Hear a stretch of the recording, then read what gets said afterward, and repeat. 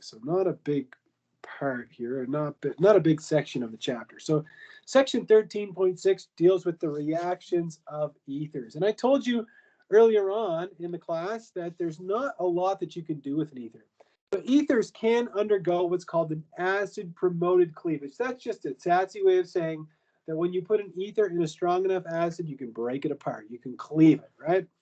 So what would happen if I took dimethyl ether and I put it in a strong enough acid like HX that's shown here? Well, the first thing that's going to happen is a proton transfer, and you're going to protonate the oxygen, which forms or produces an oxonium ion. So this is called an oxonium ion. Now you've basically created two good leaving groups, if you will. So after you've done the protonation, the X, which is going to act as a nucleophile, is going to come in and it's going to attack one of those methyl groups, okay, which is going to produce methanol and the methyl halide. So whether the halogen is iodine or bromine, that's neither here nor there. But anyhow, now you can imagine that what would happen if we take that primary alcohol, right, the methanol that's produced, and we're still in excess HX. Well, we're going to produce another oxonium ion. Now you have water as your leaving group, and another equivalent of that halide is going to come in, function as a nucleophile, and you're going to make another equivalent of the alkyl halide.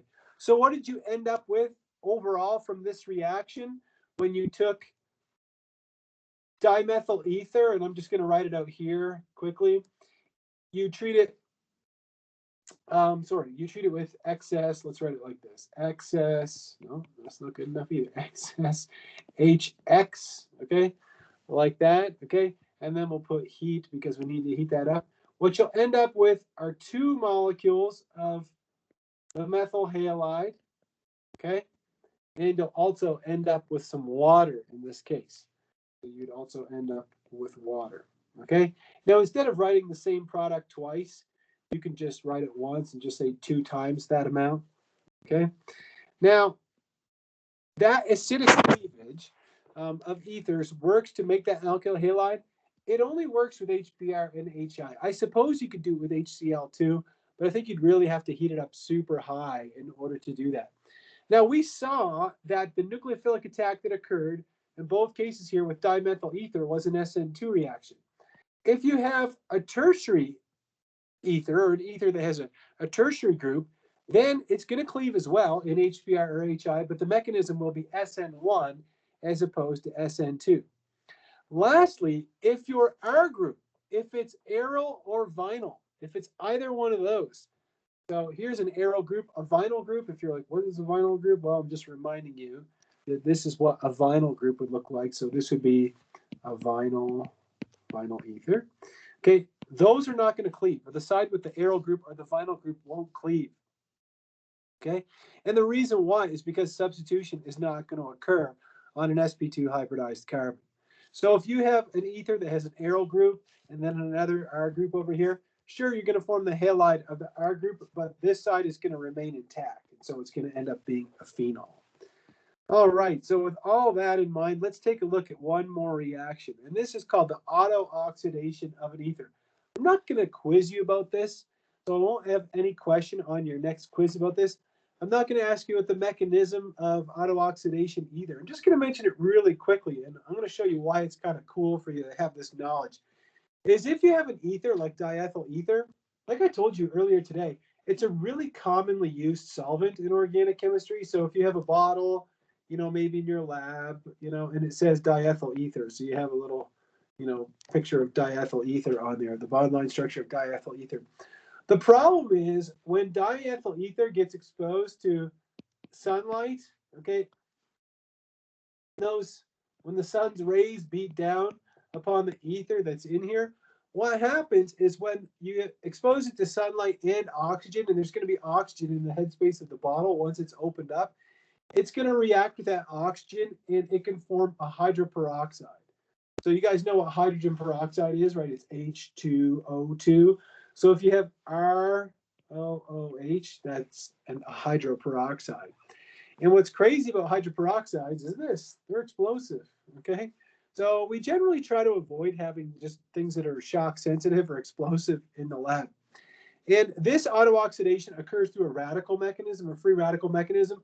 I know we covered those in chapter 10 in Organic Chemistry 1. We did a whole chapter on that. But the main thing that I want you to know is that if you're not careful with ethers, and if you don't check them for peroxides, you can build up peroxides, and then they can become explosive. So they can be really dangerous. Now, if you're like, whoa, baby, like how dangerous are these? Is this going to blow up, a whole building or something? Well, it depends on the amount of ether that you have, but there is a way to go to kind of do an end run around this problem. The first job that I had in industry, I was the peroxide tester. So I would go around once a year and I would test every ether in the entire chemistry department. It took me an entire day. And I would test them all with these peroxide strips. So basically you put the strip in, the solvent, and if it turned a certain color, you'd know there's peroxides and you threw it away. Okay, you just got rid of it. The mechanism, again, I'm not going to ask you about it. You got initiation, propagation, and termination. And if you add the two propagation steps together, of course, you end up, canceling this out. So, excuse me, you end up, canceling all this out, and you end up with the ether plus oxygen gives you the hydroperoxide. So this reaction right here. But again, all I really want you to know is that is really this part here. And when you have an ether exposed to oxygen, eventually it's going to form hydroperoxides, and they're dangerous. Okay, they're really explosive. And you know what? Even though it's something I'm going to test you on, I think it's something you should know before you step into a lab. Okay, here's some examples of problems that are totally legit, totally within the realms of possibility for your next quiz, quiz 13. And it just simply says predict the products for each of the following transformations or following reactions, right? You notice that in each one we have excess of a halo acid, HBr or HI, and we're cooking it up, right? So we're getting the cleavage of ethers here, right? Cleavage of an ether. For the first one, even though it doesn't ask us to do it, let's say we draw the mechanism just for fun, okay? So if we put in the lone pairs on the oxygen like this, what's going to happen? The first step is going to be a proton transfer. We're going to end up with this, where we have an oxonium like that. There we go. And we've got that alkyl halide, the bromide, left over. That's going to act as a nucleophile, right? So we're going to have the nucleophilic attack occurring. We'll draw it over here like this, and then these pair of electrons are going to come back on the oxygen like that. So at this point, what are we going to be left over with? We're going to have isobutyl bromide, should be this compound that we formed, plus we're going to have some isobutyl alcohol, right? Those would be the two compounds that we have. So when we treat that with a second equivalent of HBr, we get another proton transfer like this. We create a good leaving group. This time the leaving group is going to be water. So we'll put oxygen, two hydrogens like this. There's our oxonium. And now that second equivalent of the bromide, which I could have drawn over the bromide is going to come in, function as a nucleophile. It's going to do a nucleophilic attack here. We're going to lose water, so we'll put loss of water like that. Did I miss a carbon? I did. I was like, that mechanism doesn't look right. I'm missing a carbon here, aren't I? There we go. That's better. I was just testing myself, I guess. Anyhow, there we go. So now we've got the second molecule of isobutyl bromide, and we also produced water. So what were the overall products that we got from this reaction? We got isobutyl bromide, a second molecule of it, and water from that reaction. All right, since I ran out of space, I'm going to go over to a blank document to solve the next one. So let's see here. Is there any space on any of these? Try this one. Go. There we go. There's some room here. So again, this is question 13.10. And here I'm starting with this molecule. This is tetrahydrofuran, or THF. Make sure my carbons, I just don't want to connect for some reason. So I have excess hydroiodic acid. And then in the last one, I have this. I have Ethyl phenyl ether. There we go. So if I look at the second one,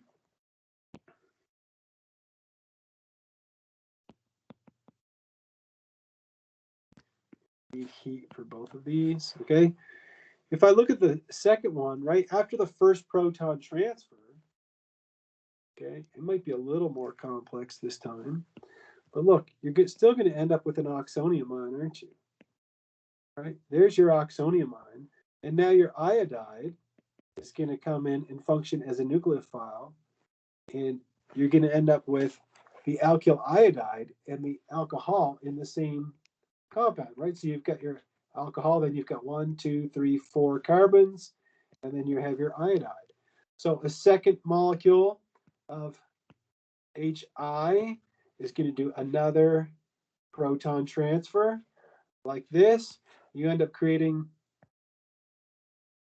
a good leaving group, right? Water is a good leaving group. It's the conjugate base of hydronium, which is a strong acid. So that second molecule, or that second iodide, is going to come in and it's going to do an SN2 like this. And then what's your final product? You end up with 1, 2, 3, 4 carbons, 2 iodines like this, and water. And there you have it, my friends.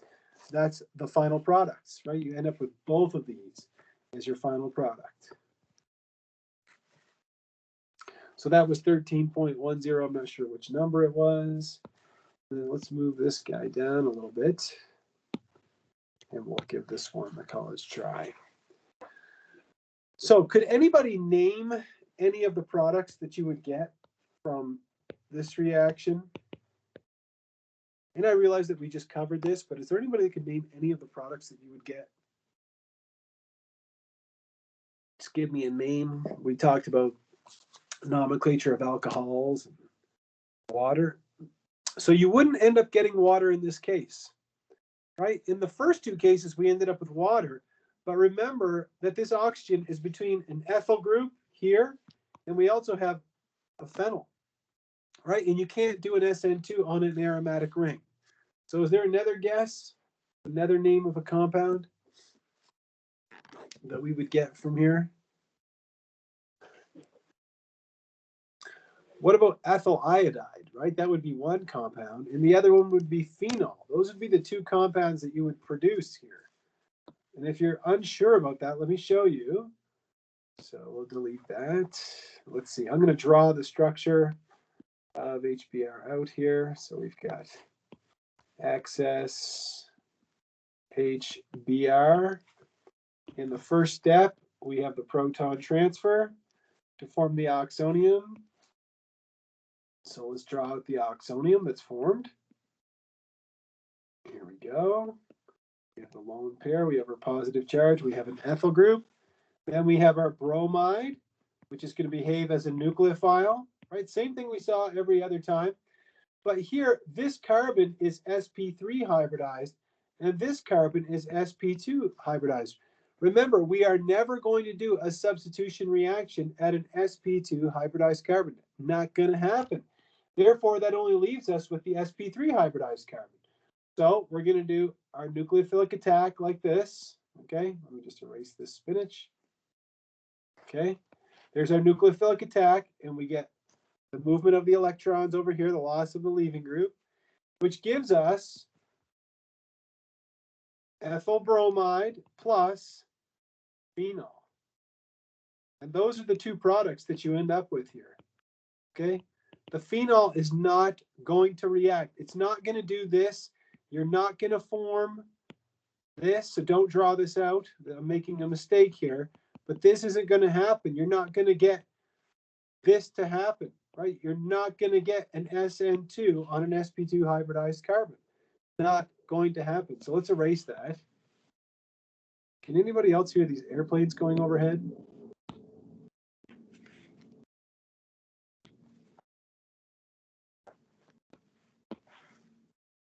So in this case, you'd end up with ethyl bromide and phenol. You can always practice your nomenclature skills where appropriate in organic chemistry too. So There you go. So again, this is question 13.10. So what did we learn when we did that problem? If we go right back here, okay, to the cleavage of an ether, okay, we said that when the groups are primary or methyl or secondary, that we're just going to get straight ahead SN2 reaction like that, or sorry, with a primary or methyl. And then if the group is tertiary, then we're going to end up doing the same thing but via an SN1 mechanism. And if it's aryl or vinyl, there's no substitution. If it's aryl, you're going to end up with some kind of phenol derivative like that. Is anybody else hearing these airplanes? Is anybody in Colorado Springs or just me? All right.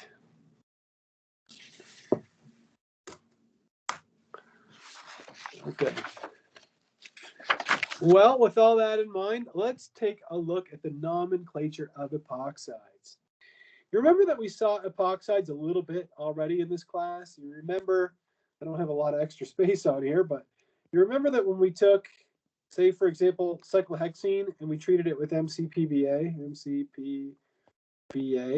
that we were able to make an epoxide, right? We had a 3-membered ring like that. I'm not showing the stereochemistry, but anyhow, we talked about epoxides a little bit. I'm going to delete that here. There we go. But when we're dealing with cyclic ethers, the size of the ring determines what the parent name is. So when you only have 3 atoms in the ring, and of course one of them is an oxygen, we call that an Oxirane. And again, that's what we're going to focus on in this chapter. Is we're going to focus on the Oxirane nomenclature. The other ones, the oxetane, the oxalane, and the oxane ring system, we're not going to talk about naming those at all. Okay, we're just going to stick with the oxiranes. And oxiranes, if you're wondering, you know, here it says epoxides, and you just told me we're going to talk about oxiranes. Well, oxiranes are also known as epoxides. So either one. And the reason why the nomenclature of epoxide is challenging for students is because whenever you're dealing with an epoxide, you can name it as what's called an epoxide, or you can name it as an oxirane. And there's where it gets a little tricky for students. So if we think about an epoxide, right, and the simplest possible epoxide would be ethylene oxide, which would just be, maybe I could just draw it in black to be consistent, would be this, okay? This is ethylene oxide.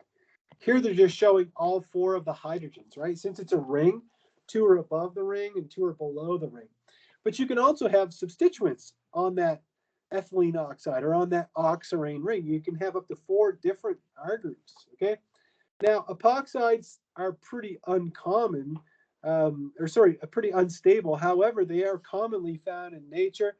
There's a couple of examples here. The first one, dysparler, and the second one, periplanone B. The only reason I know a little bit about periplanone is because, and there's a whole bunch of periplanone A, B, C, D. But anyhow, my supervisor in graduate school, he was involved in a periplanone synthesis, so we looked at it a little bit in graduate school just for fun. But you can see that there's 2 oxiranes or epoxides, whatever you want to call them, in the molecule. Well, again, the 2 methods that we use for naming epoxides. One, we treat them as an epoxide, and the second one, we treat them as, or we call them an oxirane. Let's take a look at the first one. So the first one, the oxygen is treated as a side group, just like a methyl, ethyl, butyl, right? So on and so forth. And 2 numbers are given as its locants. So here with this molecule, we're looking for the longest carbon chain, which is all of this spinach here, right? 5 carbons in a row. We number it in such a way to give the functional group, which is the epoxide, the lowest possible numbers. That's why we start numbering over here. So we call it a 2,3 epoxy pentane. And then you just list the other substituents. You have a methyl group at carbon 2, and you have an ethyl group at carbon 3, and you put those in alphabetical order. So that's naming it as an epoxide, okay, or calling it an epoxy group, okay? That's one way. The second way, okay, the second way is naming it as what's called an oxirane, okay, because remember that when you have 3 atoms in the ring, and one of them is an oxygen, this is called an Oxirane. And as you can imagine, the oxygen, since it's the highest, has the highest atomic number, it's given number 1. The other carbons are going to be carbons 2 or 3, depending on, what the substituents are. So if we look at this compound here and we think about it as an oxirane, of course the oxygen gets number 1, but this carbon has 2 ethyl groups and this carbon has 2 methyl groups. They both have the same number of substituents, but the ethyl groups are bigger. They also start with the letter E, and so they come first. So we have a 2,2-diethyl and a 3,3-dimethyl oxirane. So we're naming that as a 3-membered ring. Unfortunately, you have to know both techniques. You have to know both ways of naming oxiranes. And so that's why I posted so many videos that deal with the nomenclature of epoxides and oxiranes. So let me go back to my slides here. And with all that spinach in mind, let's take a look at some examples where we name each of the following compounds. First, we're going to name this compound, this one right here, we're going to name it as an oxirane to start with. Okay, so if we name it as an oxirane, we have the oxygen. It's going to take the highest priority. Then we have these 2 carbons that I have in these circles. Well, hopefully you can see that this is going to be carbon number 2 and this will be carbon number 3 because this one has the 2 substituents on it. So if we think about this as being an oxirane, we have a 2,2-dimethyl oxirane. So 2,2-dimethyl oxirane. However, if we think about this in terms of being an epoxide, well, what do we have then? Okay, where's our longest carbon chain? Well, if we look at the longest carbon chain, and we want to give the epoxy group the lowest possible numbers, we're going to go from 1 to 2 to 3, like that. Okay, now you might be thinking, well, shouldn't I start over here or something? No, because this is an epoxy group. If we put it here, then it's going to be a 1,2 epoxy what? 1,2 epoxy propane. So then we have a 2-methyl here. Okay, let me go back to my blue pen. So we have 1, 2, 3. So it's a 1,2 epoxy propane, and we have a 2,2-methyl group. So when we put all that spinach together, we get 2-methyl,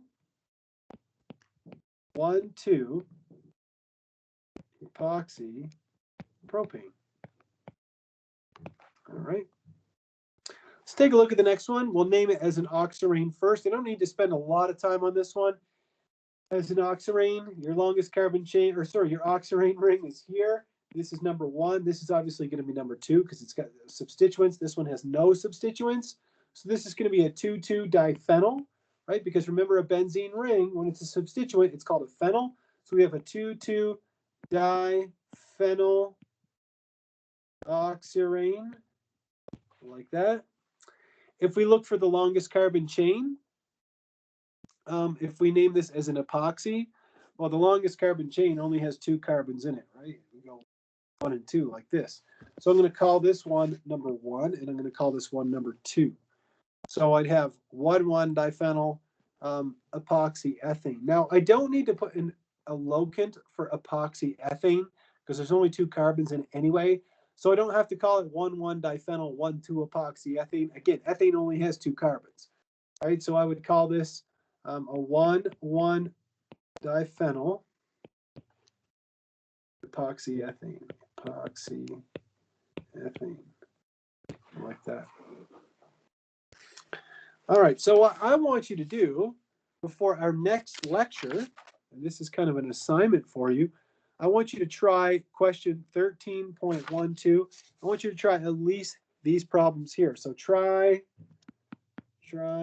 before, what's today? 24th. So we'll try before May 26th lecture. Okay, I want you to give these ones a try. And these ones involve chiral centers as well. Okay, and I want you to try to name these both as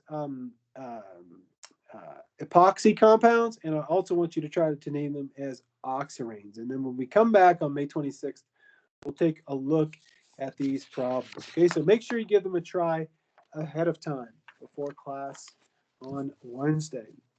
Well, let's move on from there and let's talk about ways that we could make an epoxide. Now, one of the ways you already know, right? We talked about this at length in Organic Chemistry 1.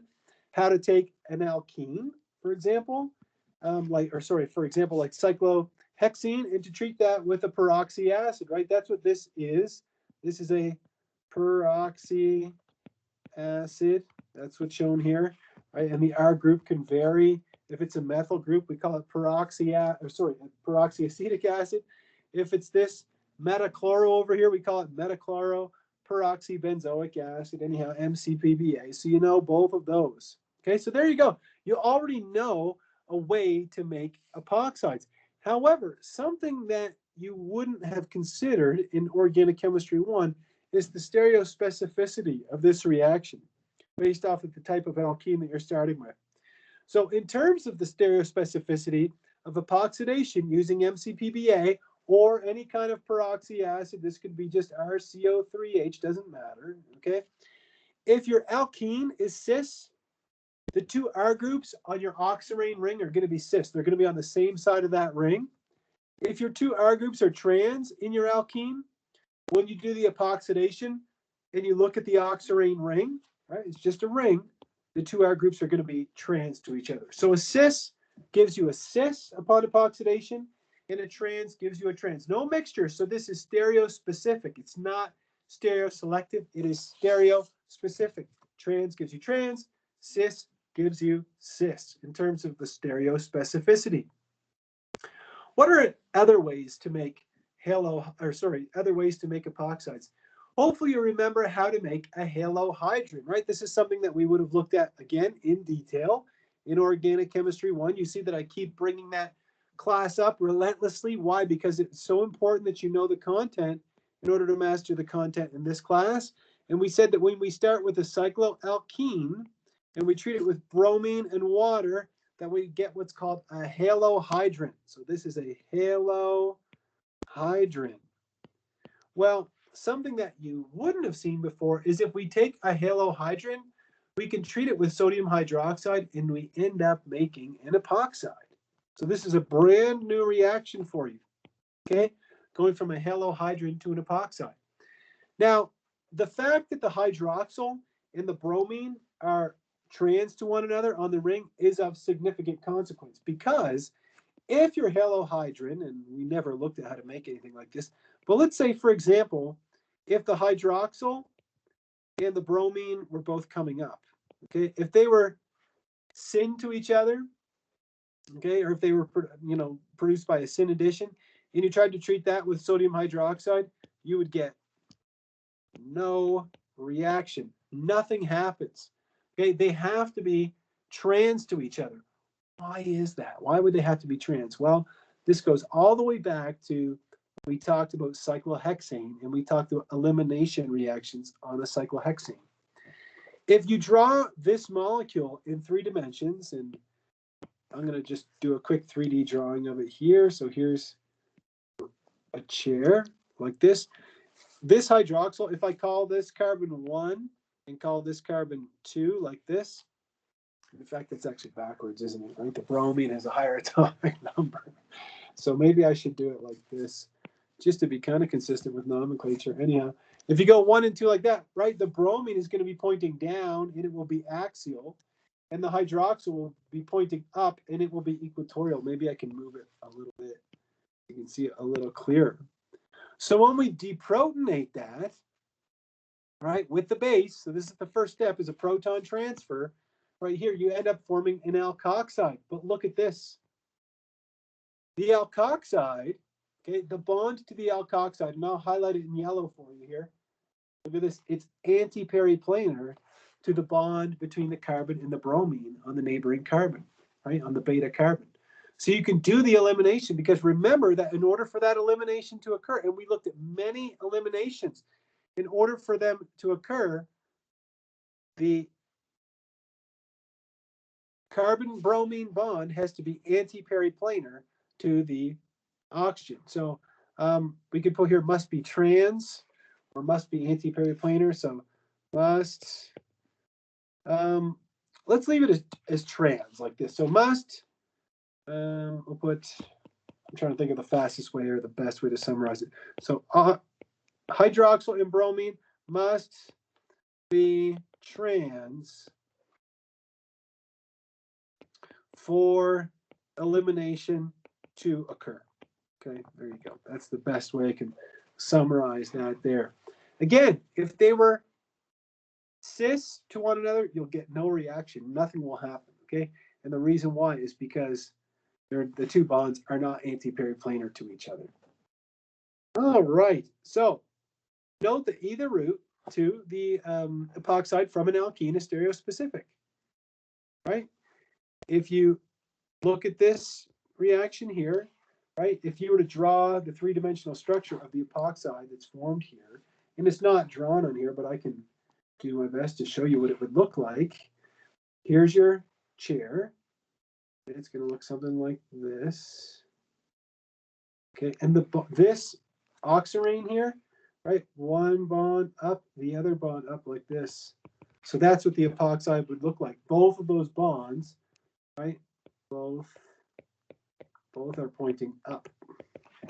Okay, there you have it. Again, both routes are stereospecific. Whether you just use epoxidation using a peroxy acid like MCPBA or RCO3H, if that floats your boat, either way. Or if you use this two-step method. First, you form the halohydrin, and then you treat it with a base to do the elimination, and you make the epoxide that way. Either way is going to work. All right, just like that. You know, just to go into a little more detail about the halohydrin formation, right?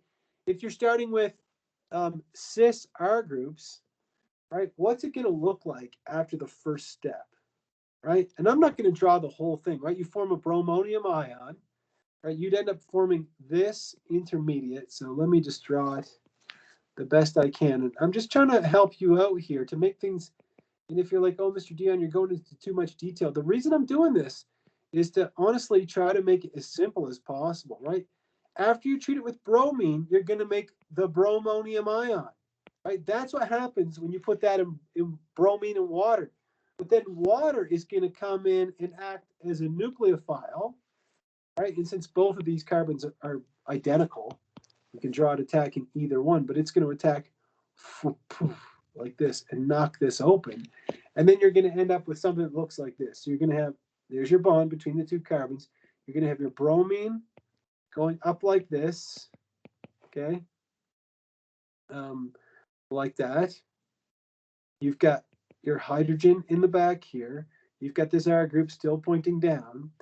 This stereocenter, that R group and that hydrogen, when this thing hit it from the bottom right here, it's going to cause them to flip up, okay? So your hydrogen is going to be pointing up, but it's still in back. And now your R group is going to be pointing up. It's still coming out like this. And now you've got your OH2, right, which is an oxonium. But then that's going to undergo a proton transfer. So I'll delete the hydrogen. Then you're going to treat it, after you've isolated this halohydrin, you treat it with sodium hydroxide. Then you make the alkoxide. So let me erase that. You end up making this, okay? And now, whoops, I forgot my negative charge. Now this is going to go pow, like this, okay? So when you close up the ring, you can see that both of the R groups are still wedges. They're still coming out. They're still on the same face of the molecule like that, okay? So that's me kind of walking you through the mechanism. We're going to talk about mechanisms that involve three-membered rings even more, right? We're going to take a look at them. Oh, I'm missing a positive charge here. There we go. Anyhow, you get the idea.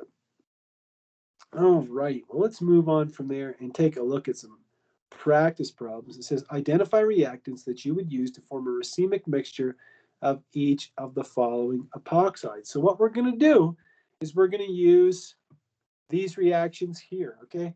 So we can either use MCPBA or the two-step bromine and water followed by sodium hydroxide. But we just need to figure out what the identity of the starting alkene is going to be in each one of these problems, okay? So if I think about this first one in terms of retrosynthesis, right? My double bond is going to be here. Same thing here. My double bond would be here, and my double bond would be here in all three of these, right? You just look at the two carbons in the Oxirane ring. So those two carbons are right here, right? We'll do it here too. Look. Go backwards, right? Those two carbons are the ones in the yellow. And then here, same thing. I don't want to go too fast, but anyhow, you get the drift. All right. So if I'm trying to figure out the rest of this molecule, well, look, I've got a methyl group, I've got a phenyl on one side, I've got a phenyl on the other, and a hydrogen over here. Well, what about the two phenols? They're trans to each other, aren't they? Right? One is coming above the ring and one is below the ring. So that means that one of the phenols is going to be on one side and the other phenyl is on the opposite side. Right? This methyl group is going back over here. So I have a methyl group here, and then I have a hydrogen coming out like this. So that means I could take this and I could treat it with MCPBA, or if you want to do the two-step, you treat it with bromine and water, okay, followed by sodium hydroxide, and that would give you the desired product. Give me a thumbs up if you follow me on that one. Is everybody with me on there? Okay, cool. Yeah, really important chemistry here, right? Very important chemistry. So if we look at the next one, look, here's where the double bond would be, where I put the yellow line. You see that on one side, you're going to have the cyclohexyl group and the proton. So we could just scribble those in. Right on one side, you've got a cyclohexane ring. That's not a very good looking cyclohexane, is it? Yeah, let's spruce it up. There we go. That's a little better. And we've got a proton. And on the other side, we've got a proton over here. And then we've got a methyl group coming down here. Like that. And the exact same thing applies. Right? We could treat this with MCPBA or RCO3H, whatever, doesn't matter.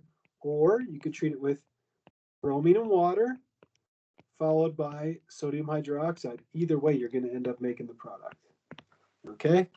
And the last one is probably the trickiest of all because you've got a Spiro compound.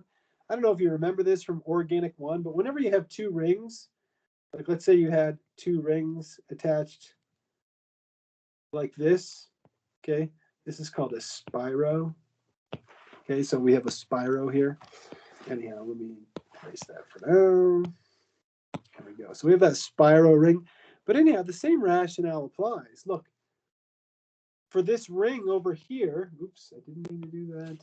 This ring right here, okay, we've got bonds coming off like this. We've got a bond here, we've got an oxygen, and then a carbon.